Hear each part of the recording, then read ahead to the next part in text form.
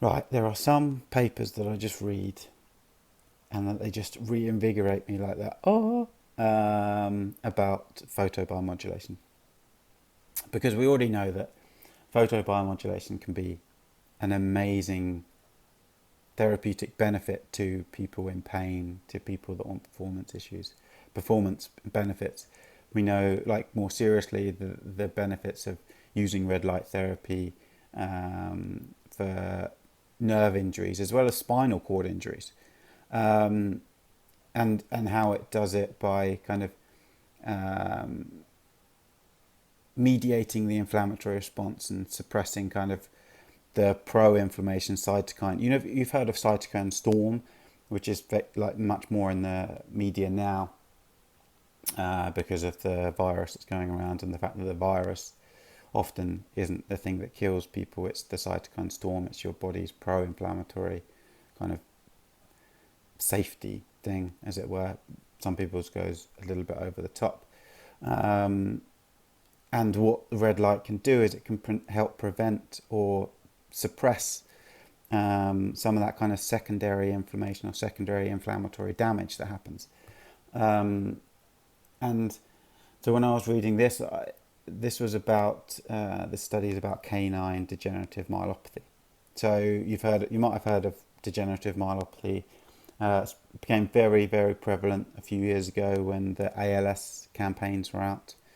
Um, and and so this specific paper was about dogs.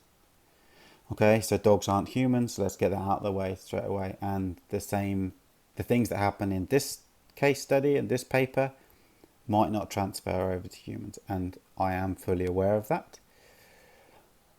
But the significant, and I'm saying mighty significant, differences that photobiomodulation therapy had for these dogs when combined with some training protocols was massive. Absolutely massive. And the things, as I say, I am fully aware that this was to do with dogs. All right, this wasn't humans. But you have to take into consideration the fact that the photobiomodulation or the photons had to penetrate through a dog's coat. And we know that the differences in coat thickness, the differences in coat color, etc., etc., they have a massive effect on filtering out the amount of photons that can get into the body and have a kind of positive effect. And therefore, if we don't have a coat, which most of us don't, and we therefore have more of the photons that can get into the system and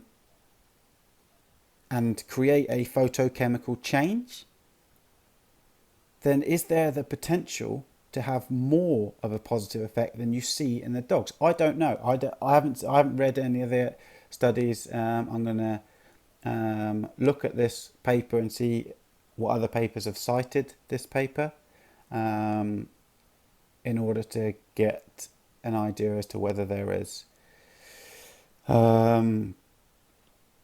whether there are thingies. But the trouble is, this paper was from this year. So I'm guessing not many papers would have cited this paper.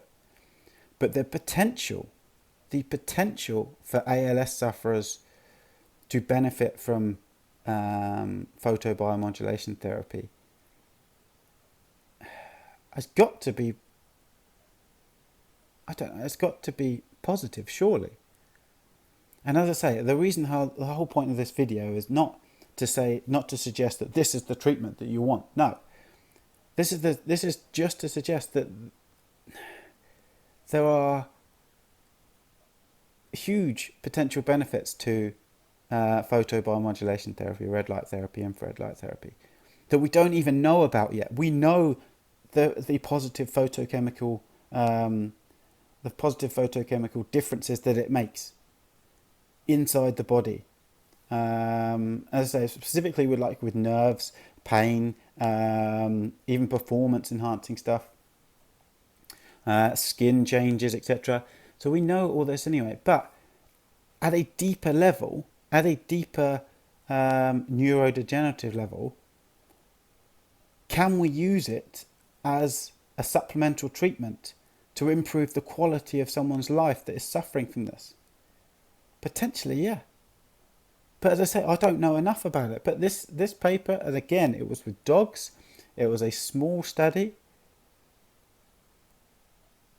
And I'm not going to, go too over the top about it.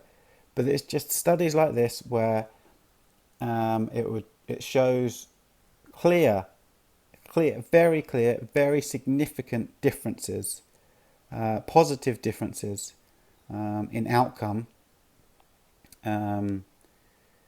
with the use of photobiomodulation. All I'm trying to do is kind of spread the word that there are other things out there that aren't particularly in the mainstream that might actually benefit people. And I would always suggest to you that you go and do your own research. Go and do your own research, see what it says. Because the other great thing about the red light therapy is that, to our knowledge, to the best of our knowledge right now, there is no downside to red light therapy. So worst case scenario is you get no benefit. Best case scenario is you get benefit. So yeah, I will put the link to the paper underneath. But potentially it's amazing.